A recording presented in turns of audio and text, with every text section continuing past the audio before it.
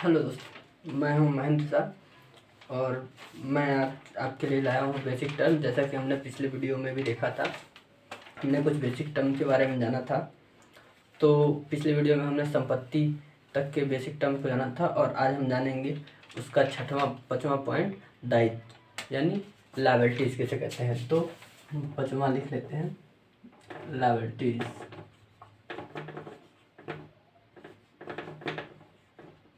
हिंदी में इसे दायित्व कहते हैं। हिंदी में इसे दायित्व कहा जाता है। दायित्व ये बेसिकली व्यापार के लिए एक तरह का दायित्व होता है, मतलब जिसे एक बर्डन, एक तरह का भार होता है जिसे कंपनी को या फिर एक फर्म को या एक व्यक्ति को किसी के प्रति चुकाने होते हैं। दायित्व तो बेसिकली किसी के प्रति भी हो सकता है, कंपनी हमारे लिए भी दायित्व हो सकता है। अगर हम किसी व्यक्ति या फर्म या किसी से भी लोन लिया है तो जब जिससे हमने लोन लिया उसे हमें देना पड़ेगा, तो हमारे लिए उसका जो मूल्य है वो हमारे लिए एक तरह का दायित्व हो सकता है। तो कंपनी में दायित्व दो तरह, एक कंपनी का दायित्व दो तरीके से हो सकता है। या तो वो कंपनी का जो मालिक है उसके प्रति दायित्व होता है कंपनी का, और एक कंपनी का उन व्यक्तियों के प्रति दायित्व होता है जो उनमें पैसे लगाए हैं, जैसे लेनदार हो गए जिन्होंने हमें उधार माल दिया है, या फिर वो व्यक्ति जिन्होंने हमारे कंपनी में पैसे इन्वेस्ट किया है। तो ऐसे बहुत सारे दायित्व हो सकते हैं जो जिनके प्रति कंपनी को चुकाने होते हैं, यानी कि कंपनी को दिए जाते हैं। वैसे व्यय की दृष्टि से दायित्व तीन प्रकार के होते हैं, जैसे इसे तीन भागों में बांटा जा सकता है। एक होता है चालू दायित्व,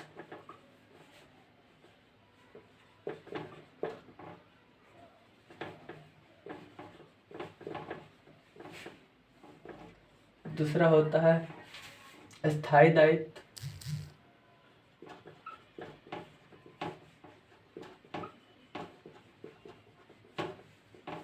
और तीसरा होता है संयोगिक दायित्व।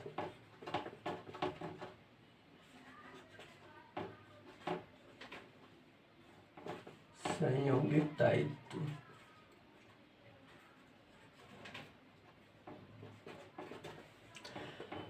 स्थायी दायित्व को गैर चालू दायित्व भी कहा जाता है।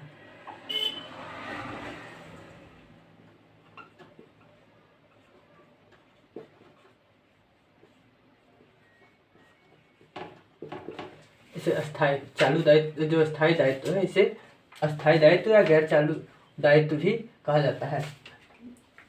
चालू दायित्व को इसमें करंट लायबिलिटीज बोला जाता है।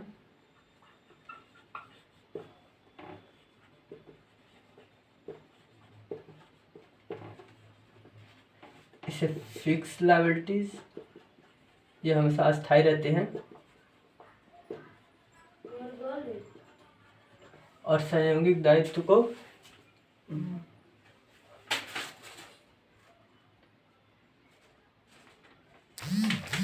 जो संयोगिक दायित्व,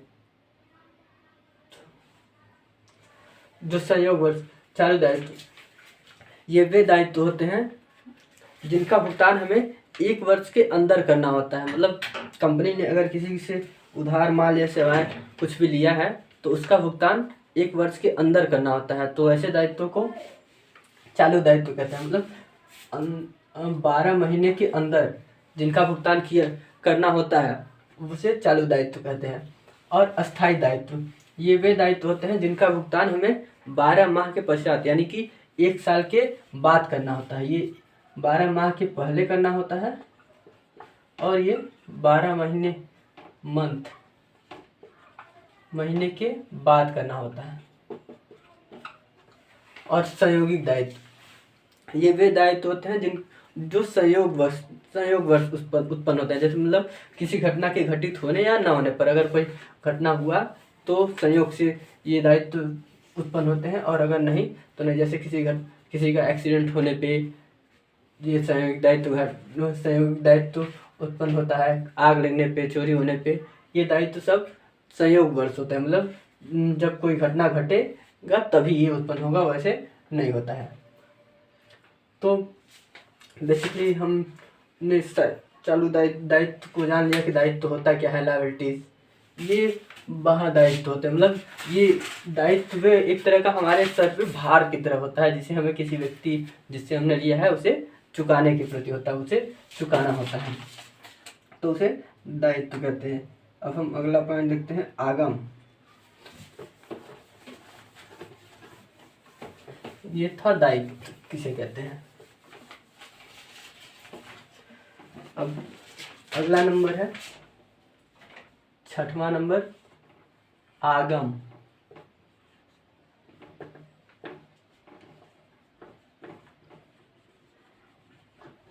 यानी आगम को इंग्लिश में रेवेन्यू कहते हैं।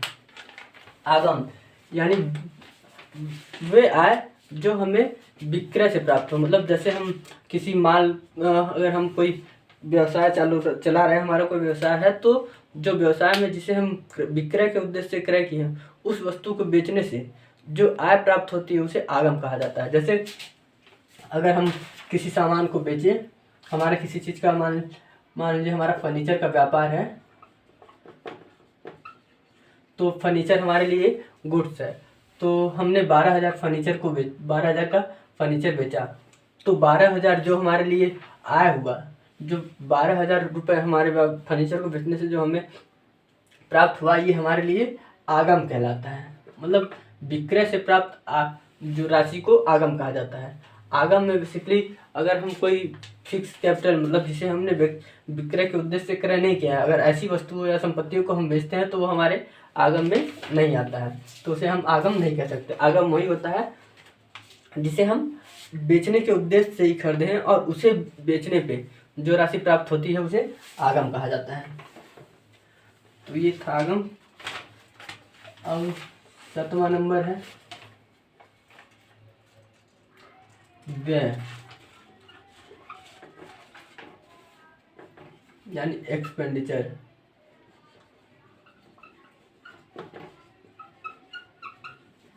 मतलब एक्सपेंडिचर आगम को अर्जित करने के लिए जो कुछ भी व्यय किया जाता है उसे एक्सपेंडिचर कहा जाता है, यानी व्यय कहा जाता है।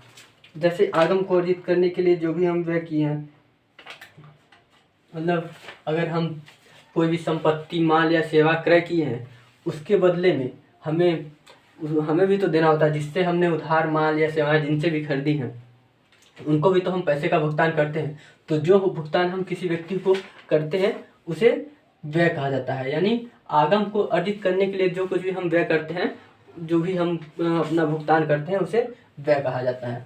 जैसे अगर हमने एक फर्नीचर को ही खरीदा, पहले अगर हम फर्नीचर हमारा व्यापार है, फर्नीचर का रॉ मटेरियल फर्नीचर हम खरीदते हैं, उसके बाद तो बेचेंगे। जब हमारे पास गुड्स नहीं होगा तो हम बेचेंगे। तो जैसे हमने 12,000 का फर्नीचर खरीदा था, उस फर्नीचर को हमने बेचा था, लेकिन अगर उसे बेचा है, मतलब उससे पहले हमने खरीदा होगा, तो 12,000, मान लीजिए हम 8,000 में खरीदे थे, तो ये जो 8,000 रुपये है ये हमारे लिए एक तरह का व्यय हुआ, जो कि हमने फर्नीचर को खरीदने पे लगाया था। पहले हमने उस पर व्यय किया, उसके बाद हमने बेचा, तो उससे हमारा आय हुआ। यानी जो बेचने पे जो राशि प्राप्त हुआ वो आगम कहलाएगा, और जो हमने खरीदा था उससे पहले वो हमारे लिए एक तरह का व्यय कहलाएगा, तो उसे व्यय कहा जाता है।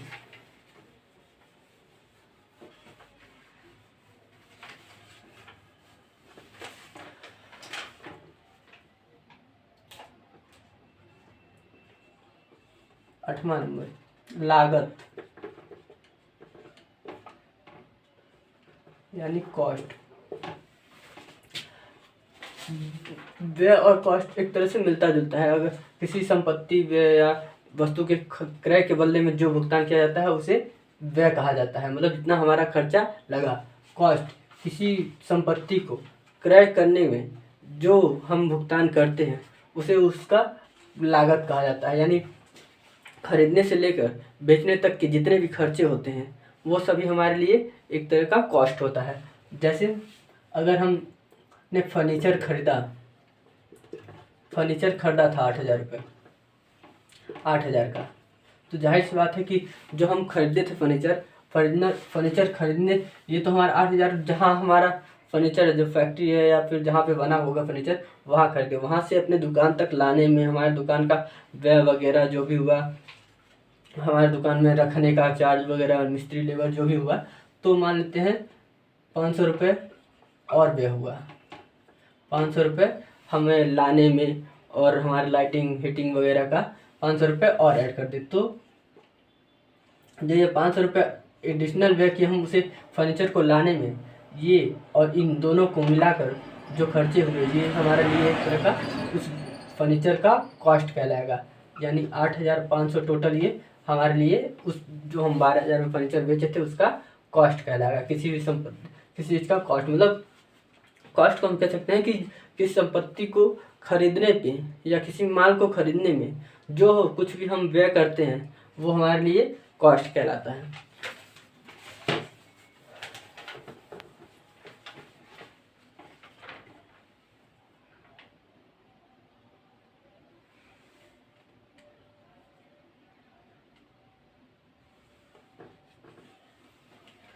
नौवां नंबर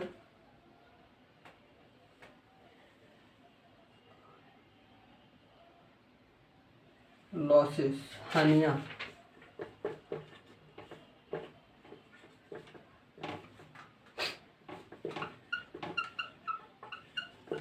हानि किसे कहते हैं? हानि जब हमारा आय से अधिक व्यय हो जाता है तो उसे हम हानि कह सकते हैं। अगर सिंपल सी बात है, अगर हम समझें तो हमारे इनकम जितना हमने कमाया है उससे ज़्यादा अगर हमने खर्चा कर दिया तो वो हमारे लिए हानि हो गई। जैसे किसी व्यापार, किसी चीज़ को खरीदने में, जैसे हम फर्नीचर को 12,000 में खरीदे थे, जैसे हम फर्नीचर को 12,000 रुपये में सेल किए थे और उससे ज़्यादा हमने अगर बताया कि 12,000 रुपये में सेल किए थे, हमारी सेलिंग प्राइस है, लेकिन इससे ज़्यादा हमारा खर्चा हो गया। अगर इससे ज़्यादा हमारा खर्चा हो गया, मान लीजिए 13,000 रुपये का उसे हमने खरीदा था, तो जो ये 1,000 रुपये का जो डिफरेंस है ये हमारे लिए हानि कहलाएगी। कैसे? क्योंकि हमने उस फर्नीचर को 12,000 रुपये में बेचा, लेकिन हमने हमारा जो परचेस प्राइस था, जो कॉस्ट था इसकी, हमारी कॉस्ट जो लगी थी वो 13,000 रुपये है। तो जो हमारा व्यय हुआ, व्यय का आय पर अधिक हानि कहलाता है। मतलब उसे बेचने में जितना खर्चा लगा, जितना में हमने बेचा उससे ज़्यादा अगर हमने उस पर खर्चा किया है, उससे ज़्यादा हमारी लागत है, तो जितना अधिक हमारा लागत है वो हमारे लिए लॉस कहलाएगा, यानी हानि कहलाती है।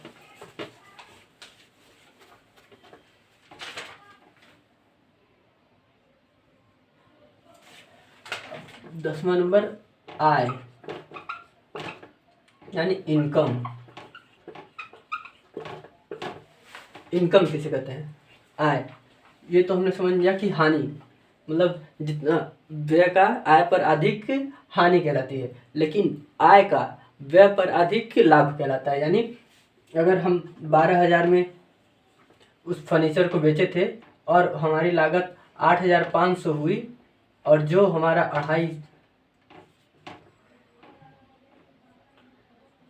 3,500 रुपये,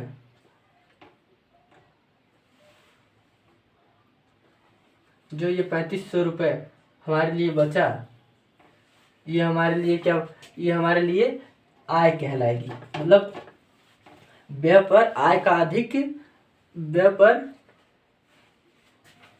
आय का अधिक हमारे लिए आय कहलाता है।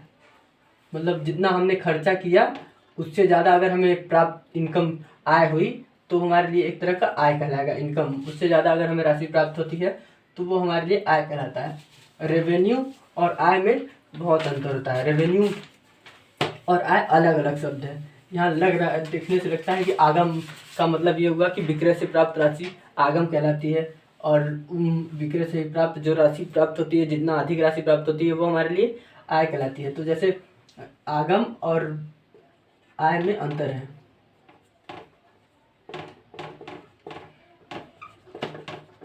क्या अंतर है? आगम जितना हम सेल करते हैं, मतलब जैसे हमने 12,000 का सेल किया, ये जो 12,000 है ये हमारे लिए आगम कहलाएगी, लेकिन आय 12,000 नहीं कहलाएगी।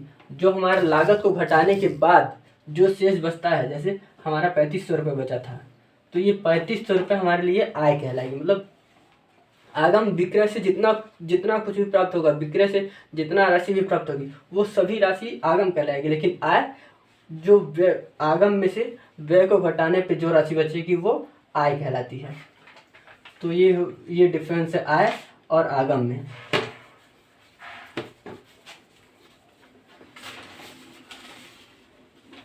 अब 11 नंबर देख लेते हैं, गुड्स, माल।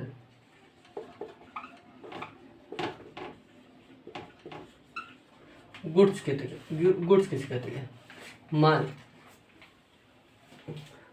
वो वस्तु जिसे हमें विक्रय के उद्देश्य से क्रय किया है वो हमारे लिए माल कहलाता है। मतलब जो कुछ भी हमने विक्रय के उद्देश्य से खरीदा है और वो हमारे पास है उसे हम माल कहते हैं, यानी गुड्स कहते हैं। जैसे एक व्यापारी के लिए, जैसे हमारा कपड़े का व्यापार है तो हमारे लिए जो कपड़ा है वो हमारे लिए कपड़ा हमारे लिए माल कहलाएगा, हमारा गुड्स कहलाएगा। और जैसे एक फर्नीचर का व्यापार है तो फर्नीचर का जो व्यापार है, फर्नीचर व्यापारी के लिए वो फर्नीचर उसका माल कहलाएगा। तो माल वो होता है जो हम विक्रय के उद्देश्य से क्रय किए हैं और जो हमारे पास है स्टॉक, उसे ही माल कहा जाता है।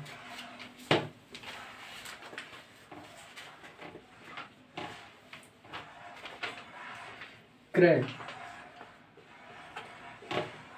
यानी परचेस। क्रय भी मिलता है, जैसे कि विक्रय के उद्देश्य से जो हम वस्तु खरीदे हैं वो हमारा लिए क्रय कहलाएगा।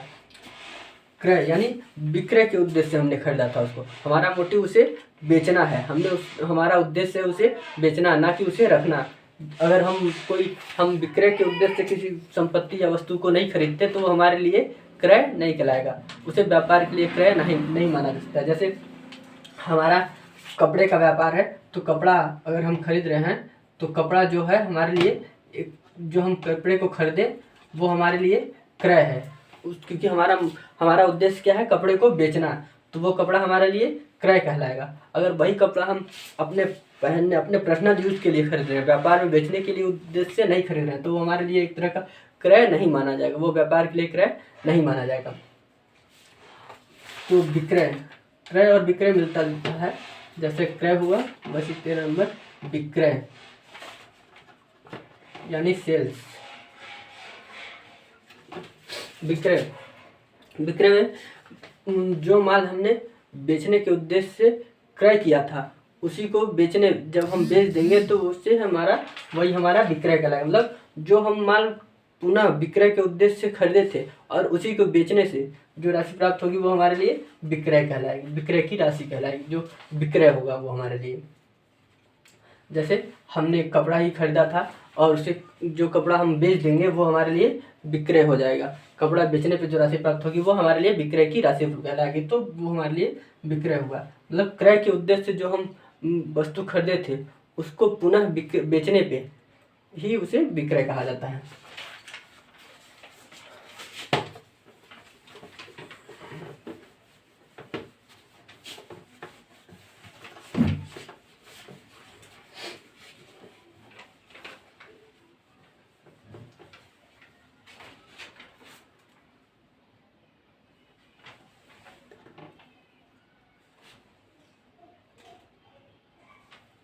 तो नेक्स्ट 14 नंबर लाभ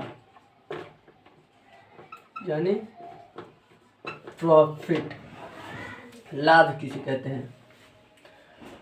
विक्रय का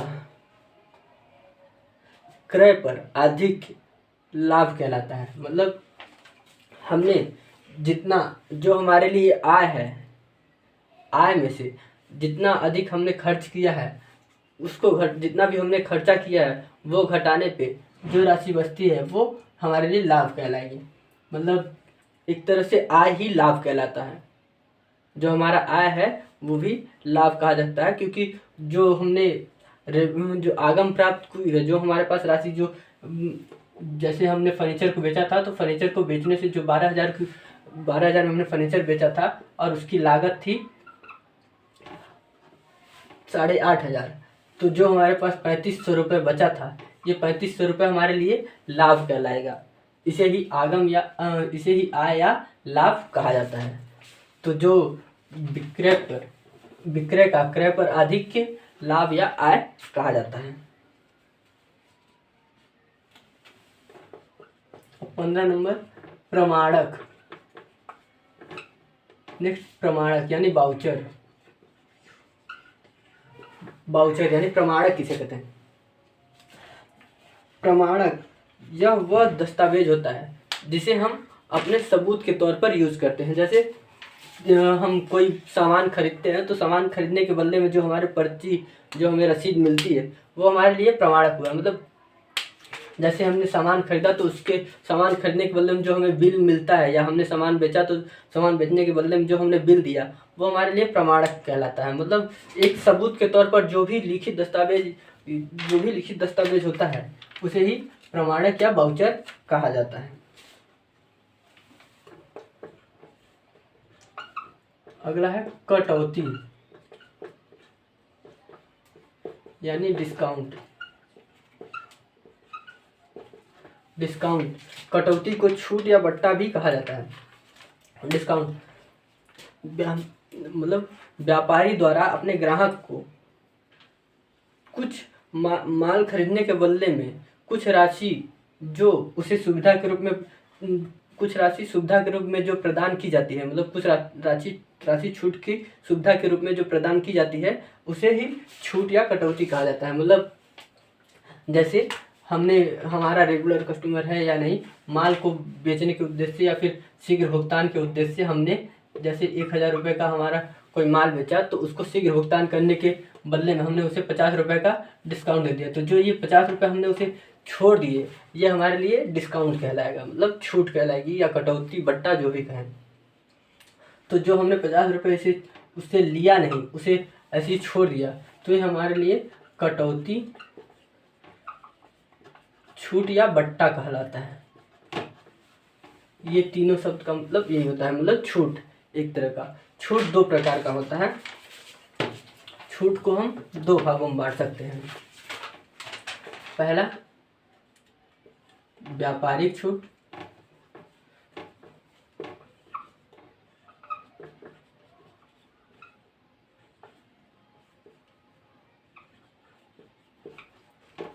और दूसरा नगद छूट।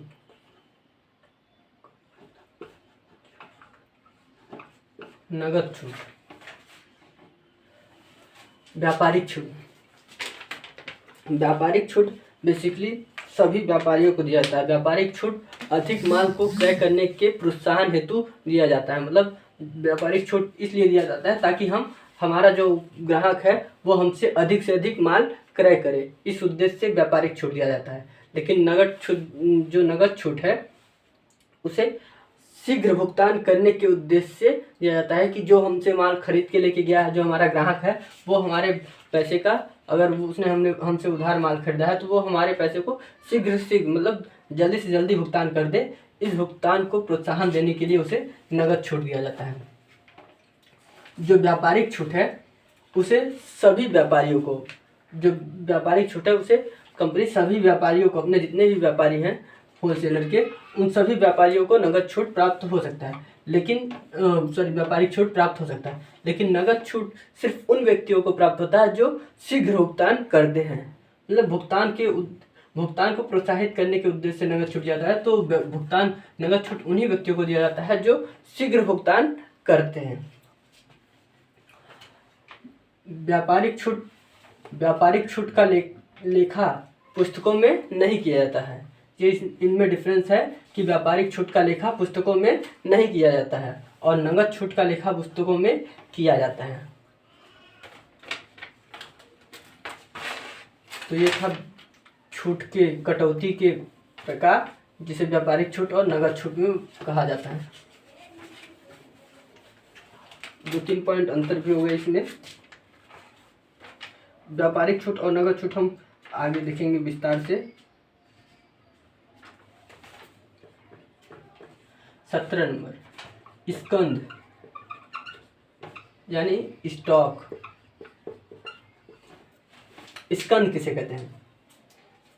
बेसिकली स्कंद यानी स्टॉक वर्ष के अंत में, यानी जब हम किसी चीज़ का व्यापार कर रहे हैं, वर्ष के अंत में जो माल बिना बिका हुआ रह जाता है उसे हम स्टॉक या स्कंद कहा जाता है। जैसे एक व्यापार, हम मानते हैं हमारा व्यापार है और हमारे पास 1 लाख का माल था। उस 1 लाख के माल में से 80,000 का माल हमारे पास से हमने बेच दिया। तो एक वर्ष के अंदर हमने 1 लाख का, हमारे पास 1 लाख का माल था, उसमें से हमने 80,000 का माल बेच दिया। तो जो 20,000 का माल बचा, ये हमारे लिए उस वर्ष जो हमारे पास 20,000 रुपये का माल बच गया, ये हमारे लिए स्टॉक कहलाएगा। मतलब वर्ष के अंत तक ये 20,000 का माल हमने बेच नहीं पाया, तो यही हमारे लिए स्कंद या स्टॉक कहलाएगा। मतलब वर्ष के अंत में जो माल बिना बिका हुआ रह जाता है वो हमारे लिए स्टॉक कहलाता है। स्टॉक 2 प्रकार का होता है। बेसिकली इसे 2 भागों में बांटा जाता है। एक प्रारंभिक रहतिया जिसे बोलते हैं, प्रारंभिक स्कंद, और दूसरा अंतिम स्कंद।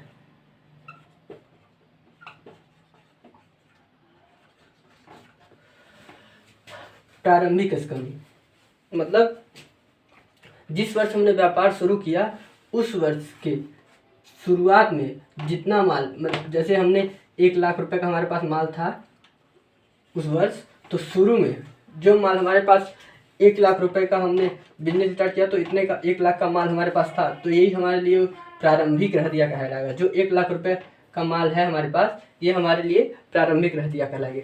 और वर्ष के अंत में जैसे हम 80,000 का माल उस वर्ष बेच दिए, तो बाकी जो बचा 20,000 का माल, ये हमारे लिए अंतिम स्कंद कहलाएगा। मतलब जो माल वर्ष के अंत तक नहीं बिक पाया है और जो नहीं बिक पाया, जो बच गया है, वो हमारे लिए अंतिम स्टॉक कहलाएगा। प्रारंभिक और अंतिम रहतिया, इनके भी ये भी कई 3 प्रकार के होते हैं। जो प्रारंभिक रहतिया है और अंतिम रहतिया है, इसे भी 3 भागों में बांटा जाता है। पहला जो होता है वो कच्चा माल होता है, इसे कच्चा माल कहा जाता है। ये भी 3 प्रकार के होते हैं। ये दोनों मिला के भी 3 प्रकार के होते हैं। पहला कच्चा माल और दूसरा होता है अर्धनिर्मित माल।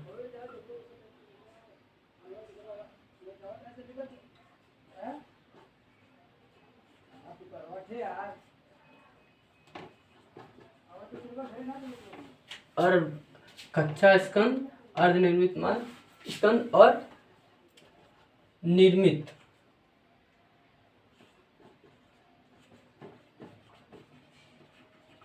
स्कंद, इसे रॉ मटेरियल कहते हैं इंग्लिश में। Raw material, semi finished goods,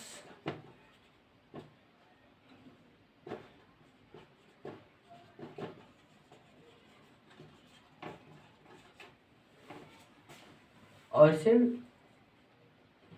माल कहा जाता है, निर्मित माल, और इसे फिनिश गुड्स।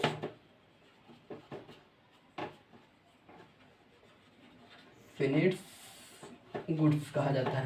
मतलब निर्मित माल यानी कच्चा माल वह माल होता है जो कंपनी में आया, अभी तक उस पर कोई कार्य नहीं हुआ है। मतलब उसे निर्मित यानी बनाने के लिए अभी तक प्रयोग नहीं किया गया है, सिर्फ कंपनी में कच्चा माल के तौर पे लाया गया है और उसे अभी रखा गया है, उसे अभी तक बनाने के लिए यूज में नहीं लाया गया है, उसे कच्चा माल कहा जाता है।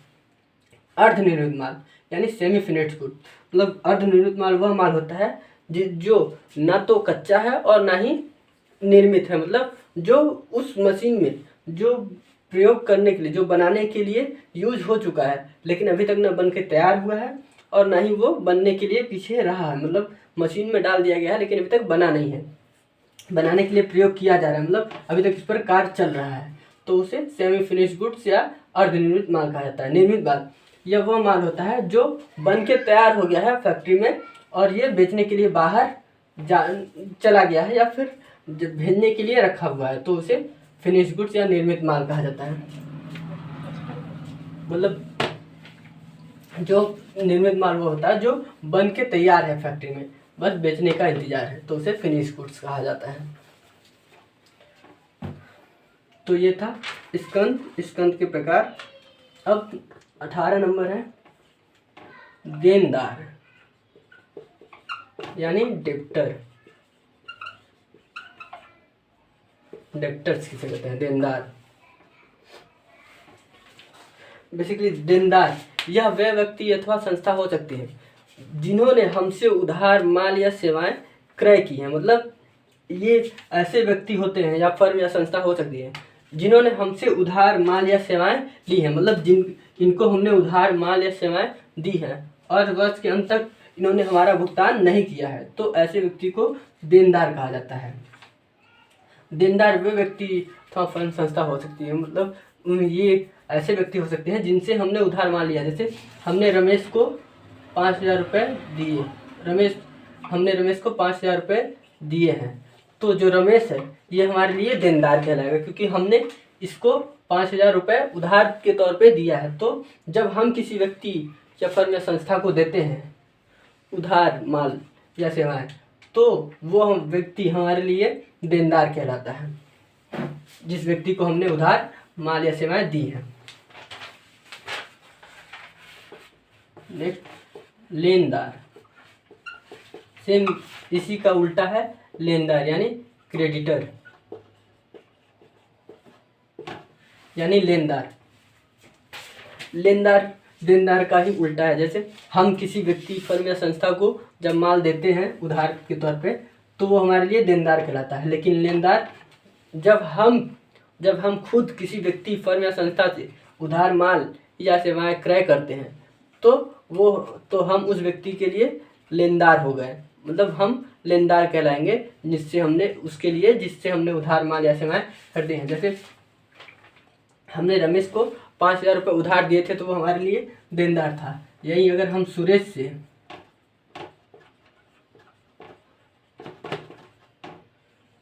5,000 रुपये उधार लिए हैं तो जो हम हैं वो हम क्रेडिटर कहलाएंगे। किसके लिए? सुरेश के लिए। तो हम सुरेश का क्रेडिटर कहलाएंगे क्योंकि हमने सुरेश से उधार माल खरीदा है या उधार रुपये लिया है। कितना? 5,000 रुपये। तो लेनदार को हम ये कह सकते हैं कि लेनदार वह व्यक्ति फर्म या संस्था होता है जिनसे हमने उधार माल या सेवाएं क्रय की है, तो वो हमारे लिए लेनदार हैं, तो हम उसके लेनदार हैं।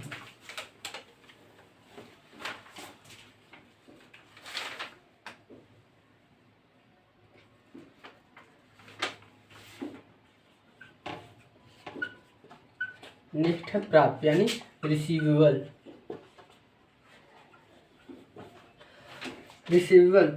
बेसिकली ये वर्ड हम जब बैलेंस शीट बनाते हैं तो वहाँ पे रिसीवेबल और पेएबल ऑप्शन का यूज़ किया जाता है ज़्यादातर। रिसीवेबल या वह व्यक्ति अथवा फर्म होते हैं जिस पे अगर हमने किसी को उधार माल दिया है तो उसके बदले में पहले एक बिल लिखा जाता है था जिसे विनिमय पत्र कहते हैं। उस बिल पर अगर हमने जो उस व्यक्ति जिससे हमने 5,000 का उधार माल बेचा, जैसे रमेश को हमने 5,000 का उधार माल बेचा था, रमेश पे हमने एक बिल लिखा और उस बिल पर रमेश ने अपनी स्वीकृति जता दी और वह तैयार हो गया कि हाँ इस बिल का भुगतान मैं दिए हुए डेट पे कर दूंगा, उस पैसे का इस 5,000 रुपये का भुगतान हम दिए हुए डेट पे कर देंगे। तो जिस बिल को हमने रमेश पे लिखा था उस पे जब उसने वह स्वीकृति जता दी तो उसे हम रिसीवेबल कहते हैं यानी प्राप्त। मतलब जिस तारीख को वो हमें पैसे दे देगा तो हमारे लिए रिसीवेबल कहलाएगा। यानी रिसीवेबल में वह लिखा जाता है जो हमने उस वर्ष, कह सकते हैं कि एक तरह की जब हम किसी को उधार माल देते हैं तो जब हम उस पर बिल लिखते हैं तो वह अपनी स्वीकृति जता देता है तो उसे हम रिसीवेबल कहते हैं। और इसी का उल्टा है पेएबल, प्राप्त यानी देयताएं।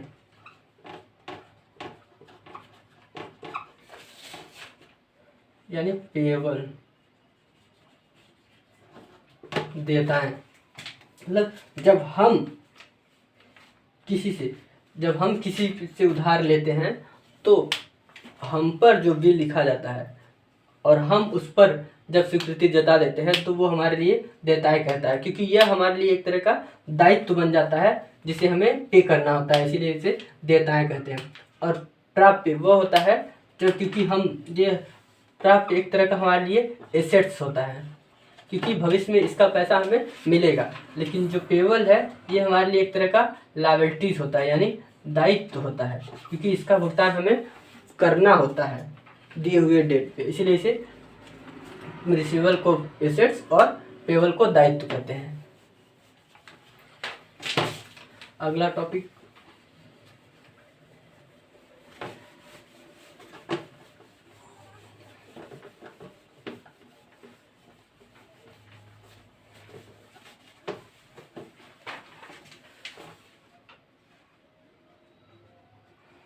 अगला है आगमगत व्यय।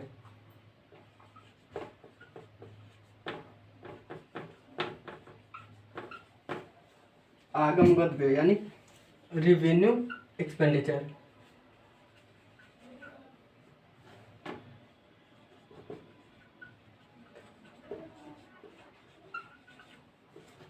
आगमगत व्यय, आगमगत व्यय किसे कहते हैं? जब हम आगम को अर्जित करने के लिए जो कुछ भी व्यय करते हैं वो हमारे लिए आगमगत व्यय कहलाता है। आगमगत व्यय का को हम ये कह सकते हैं कि जो हम एक वर्ष के अंदर यानी 12 महीने के अंदर 12 महीने के अंदर जो आय को प्राप्त करने के लिए जो कुछ भी हम खर्चा करते हैं उसे आगमगत व्यय कहते हैं। मतलब 12 महीने के अंदर अगर हमें आय प्राप्त करनी है तो उस आय को प्राप्त करने के लिए जो कुछ भी हम खर्च करते हैं वो हमारे लिए आगमगत व्यय कहलाता है। अगला है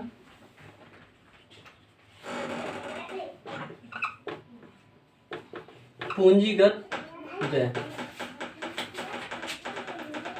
यानी कैपिटल एक्सपेंडिचर।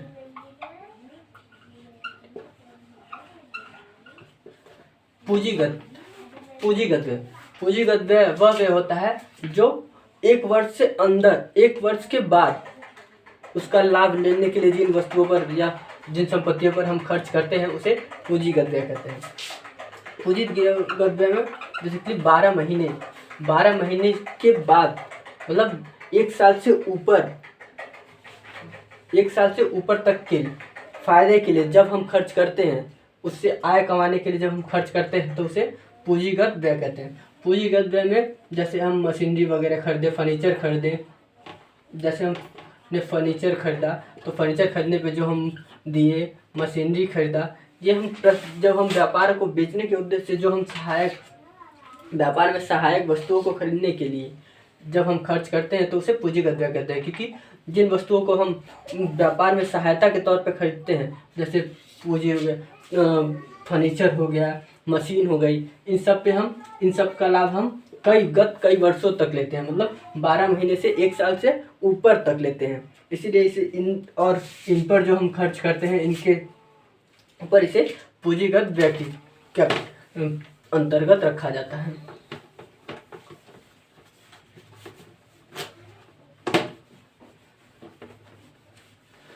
तो ये हो गया पूंजीगत व्यय।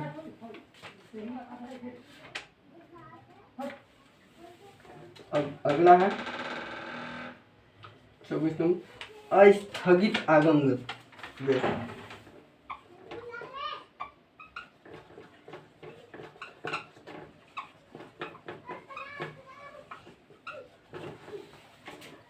अस्थगित आगम व्यय इंग्लिश में से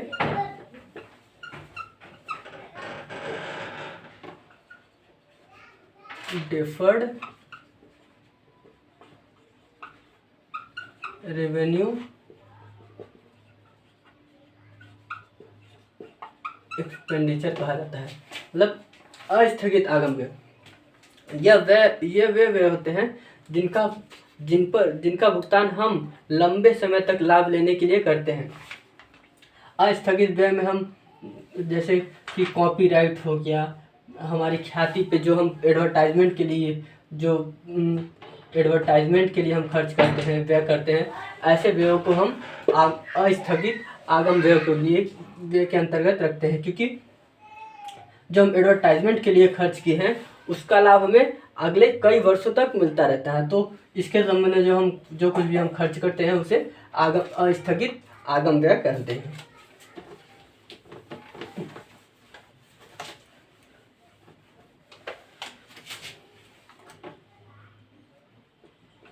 पच्चीस नंबर,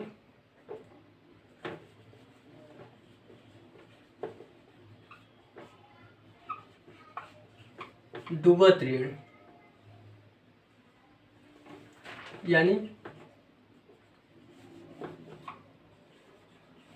बैड डेब्ट्स।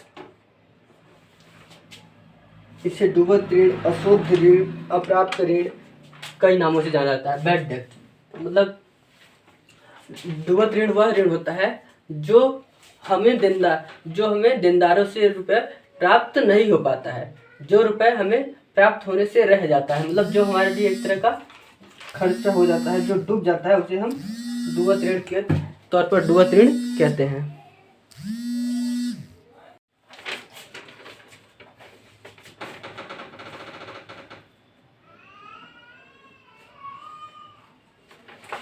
डूबत ऋण मतलब जैसे डूबत ऋण वह ऋण होता है जिसे हमने, जैसे किसी व्यक्ति से हमें वह प्राप्त होने से रह जाता है, मतलब अगर हमने किसी को उधार माल दिया है, उसमें से उधार माल बेचा था और उस पैसे जितना वो हमें पैसे मिल गए और जो पैसे बच गए और वो हमें देने से मना कर दिया या फिर कुछ उसके साथ घट गया तो वो नहीं दे पाया, तो वो हमें नहीं मिल पाए, जो पैसे हमें नहीं मिल पाए वो हमारे लिए डूबत ऋण है। जैसे अगर हमने किसी को 5,000 का माल बेचा था, उसमें से उसने हमें 4500 रुपये दे दिया था और जो 500 रुपये बच गए और ये हमें नहीं दिया और ये हमें नहीं मिलने वाले, हमें उम्मीद हो गई है कि ये 500 रुपये हमें अब नहीं मिलेंगे, तो जो ये 500 रुपये हमारे लिए है ये हमारे लिए डूबत ऋण कहलाएगा। इसे हम अंग्रेजी में बैड डेब्ट या डूबत ऋण को अशुद्ध ऋण या अप्राप्त ऋण भी कहा जाता है। तो ये 500 रुपये हमारे लिए डूबत ऋण कहलाएगा। अब अगला नंबर, क्रय वापसी।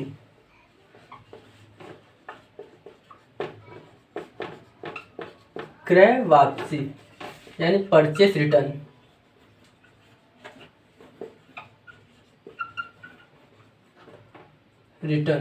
परचेस रिटर्न मतलब परचेस रिटर्न किसे कहते हैं?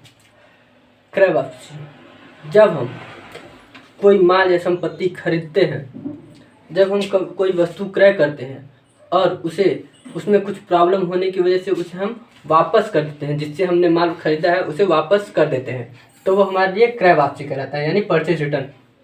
यानी खरीदे हुए माल को पुनः वापस लौटा देना किसी कारणवश।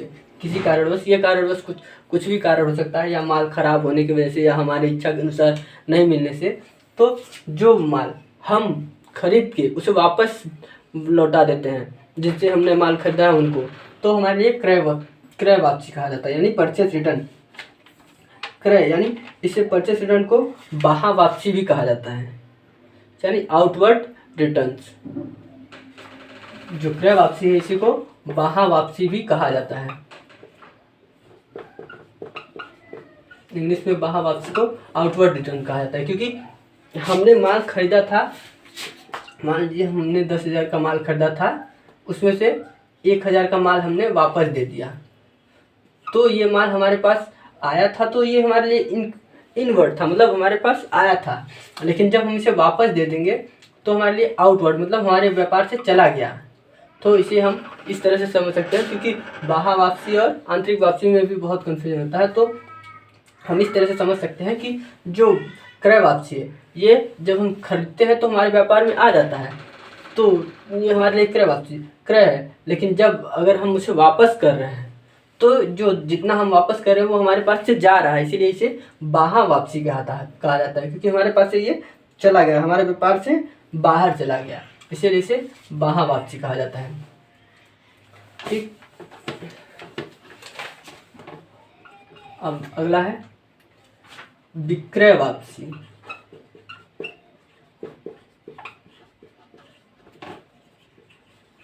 यानी सेल्स रिटर्न। सेल्स रिटर्न, अगर हम किसी चीज़ का व्यापार कर रहे हैं और हमने जैसे 5,000 रुपये का माल बेचा, जैसे हमने किसी ग्राहक को 5,000 रुपये का माल बेचा और उसने कुछ कारणवश हमें 500 रुपये का माल वापस कर दिया, तो ये जो 500 रुपये का माल हमने 5,000 रुपये का माल बेचा था, उसमें से जो 500 रुपये का माल हमें वापस आ गया, तो इसे ही हम विक्रय वापसी कहते हैं। क्योंकि हमने बेचा था और बेचा हुआ माल पुनः हमारे पास वापस आ गया, तो इसे हम विक्रय वापसी कहते हैं। विक्रय वापसी को दूसरे नाम से भी जाना जाता है, इसे आंतरिक वापसी भी कहते हैं। इंग्लिश में इसे इनवर्ड रिटर्न भी कहा जाता है। तो हमें इस तरह से समझ सकते हैं, इनवर्ड रिटर्न यानी आंतरिक वापसी, विक्रय वापसी को आंतरिक वापसी भी कहा जाता है। क्योंकि जब हम बेचे थे तो 5,000 का माल हमारे पास से गया था, तो जब ये चला गया तो हमारे पास आउटवर्ड हो गया। लेकिन जो 500 रुपये का बेचने के बाद जो हमारे किसी कारणवश 500 रुपये का जो माल हमारे वापस आया है, तो यह पुनः गया था तो आउटवर्ड था, लेकिन पुनः हमारे अंदर हमारे व्यापार में वापस आ गया, तो इसीलिए इसे हम इनवर्ड कहते हैं। मतलब बाहर से माल अंदर आना इनवर्ड है, यानी आंतरिक, मतलब बाहर गया था लेकिन पुनः लौट के हमारे पास ही आ गया, इसीलिए इसे आंतरिक वापसी भी कहते हैं। तो आंतरिक वापसी और बाह्य वापसी में बहुत कन्फ्यूजन होता है। तो इस तरह से हम समझ सकते हैं कि जब हम माल को बेचे और उस माल बेचे थे और पुनः वो लौट के हमारे पास आ गया, इसीलिए इसे आंतरिक कहा जाता है, आंतरिक वापसी कहा जाता है। और बाह्य वापसी, जब हमने किसी से माल खरीदा था तो हमारे पास आया था, लेकिन हम पुनः उसे लौटा दिए, मतलब हम पुनः उसे दे दिए जहाँ खरीदे थे, तो इसलिए हमारे पास से वो चला गया, इसलिए उसे बाह्य वापसी भी कहा जाता है।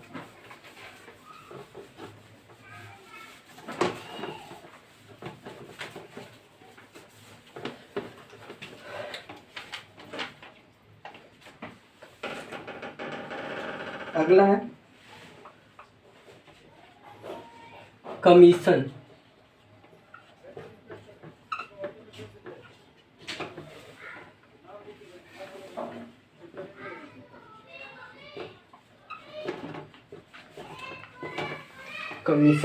कमीशन यानी किसी का कार्य करने के बदले में, यानी किसी कंपनी या फर्म या किसी व्यक्ति का कार्य करने के बदले में जो हमें पारिश्रमिक मिलता है उसे हम कमीशन कहते हैं। जो हमें पारिश्रमिक के रूप में रुपए या कुछ भी प्राप्त हुआ उसे हम कमीशन कहते हैं। जैसे हमने किसी कंपनी का माल बेचवाया, जैसे हमने 20,000 का किसी कंपनी का या किसी व्यापार का माल बेचवाया और उस माल को बेचने के बदले में हमें 2,000 रुपये उसने हमें दिया। 20,000 का माल बेचने के बदले में जो हमें 2,000 रुपये उसने पारिश्रमिक के रूप में दिया, तो ये जो 2,000 रुपये हमारे लिए पारिश्रमिक है, यही हमारे लिए कमीशन कहलाएगा। क्योंकि हमने उसका काम करने के बदले में हमें ये प्राप्त हुआ है। तो किसी के काम करने के बदले में जो हमें पारिश्रमिक के रूप में प्राप्त हो वो हमारे लिए कमीशन कहलाता है।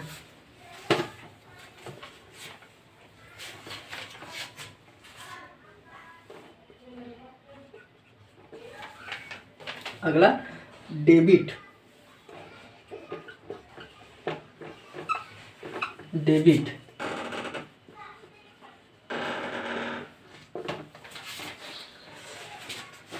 डेबिट किसे कहते हैं? मतलब जब हम जनरल एंट्री, बैलेंस शीट, जब हम जनरल एंट्री, व्यापार खाता, लाभ हानि खाता बनाते हैं, तो उसके जो बाईं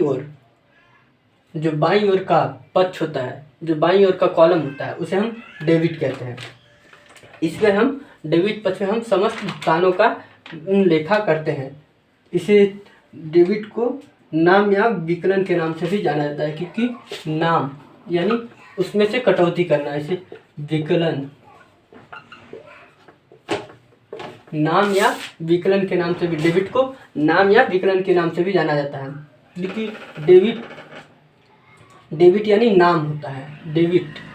अगर हम बाईं ओर के पक्ष को डेबिट कहा जाता है, और डेबिट में केवल खर्चों को लिखा जाता है। और खर्चों में यानी जब हम किसी को देते हैं तो पाने वाले का जो पाने वाले का खाता है वो हमारे लिए एक तरह का, हम उसके नाम से दिए, इसीलिए इसे नाम भी कहा जाता है, नाम के नाम से भी जाना जाता है।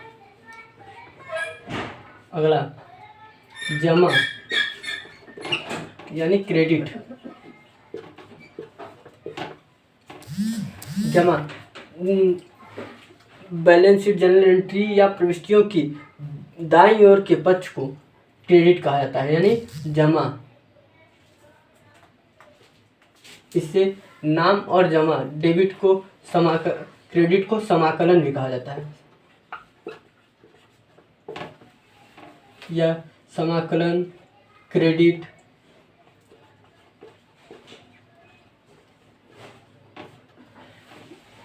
क्रेडिट को समाकलन, जमा कई नामों से बुलाया जाता है, और डेबिट को नाम और विकलन के नाम से जाना जाता है।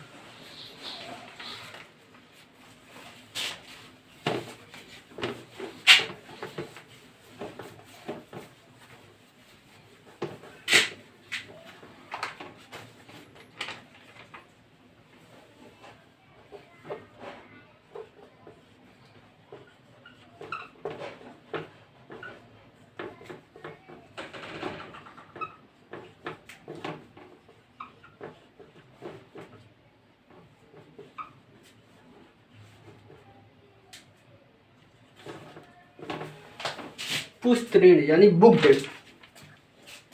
हमारे पुस्तक में लिखे गए समस्त ऋणों के योग को पुस्त ऋण कहा जाता है। मतलब जितने भी हमारे बहियों में जितने भी प्रकार के ऋण लिखे गए हैं उन सभी के योग को पुस्त ऋण कहा जाता है।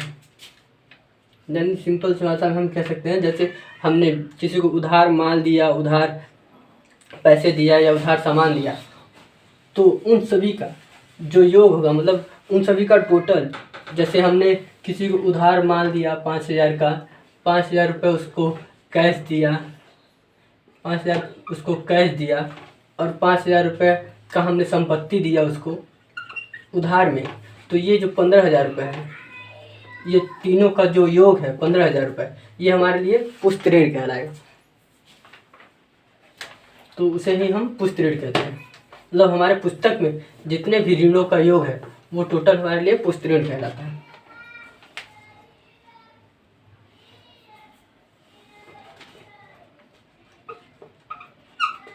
अगला है दिवालिया।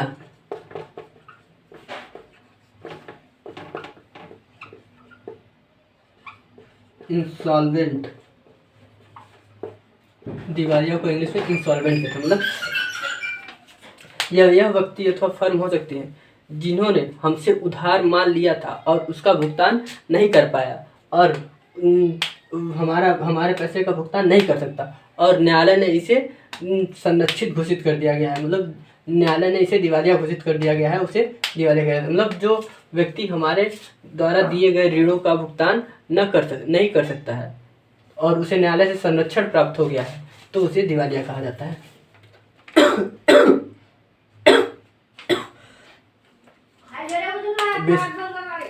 आज के लिए बेसिक टर्म में बस इतना ही। अब अगली क्लास में हम देखेंगे कुछ और। तो आज के लिए बस इतना ही। धन्यवाद।